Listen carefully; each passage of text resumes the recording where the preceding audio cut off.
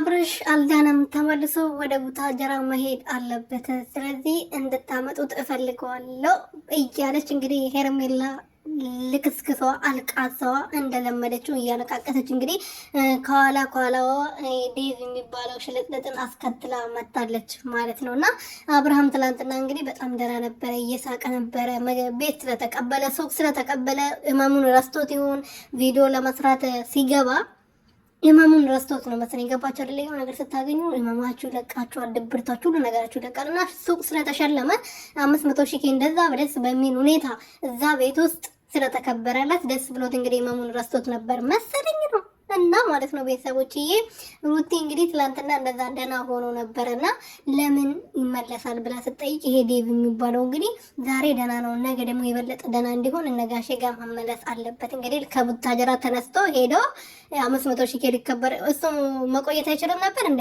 መቆየት ይችል ነበር እኮ ጤናው እስከሚመለስ ድረስ እዛ ቆይቶ ወደ ጤናው ሲመለስ እውነት እዛ ቡታጀራ ሄዶ ከሆነ ቢሆን ኖሮ ማለት ነው ያው ድራማ እንደሆነ እናውቃለን ግን እስከምንድን ድረስ መጠበቅ ይችሉ ነበር ሰዎቹ ራሱ።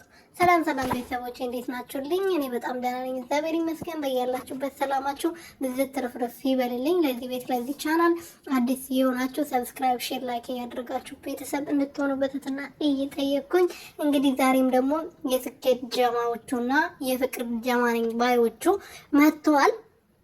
የስኬት ጀማዎቹ እንግዲህ ተለመደው የኔ ቀብራራ ቅብረር ያለችውና ቅብረር ያለው ኤፋዬ መከታችን የሩትዬ መከታችን የታችን ጀግና አንድ ላይ መጥተዋል። እንግዲህ ሲመጡ ደግሞ ይዞ የመጡት አብርሃም ደህና አይደለም፣ ወደ ራሱ በደንብ እንዲመለስ ድረስ እነ ቡታጀራ መሄድ አለበት። ሁሉም ነገር እያየን ነው። ከኔ ጋር ሲሆን አይገናኝ አይዝናና ይላሉ፣ ግን እዛ ሆኖ ራሱ ከሷው ጋር እየተገናኘ እየተደዋወለ ነበረ።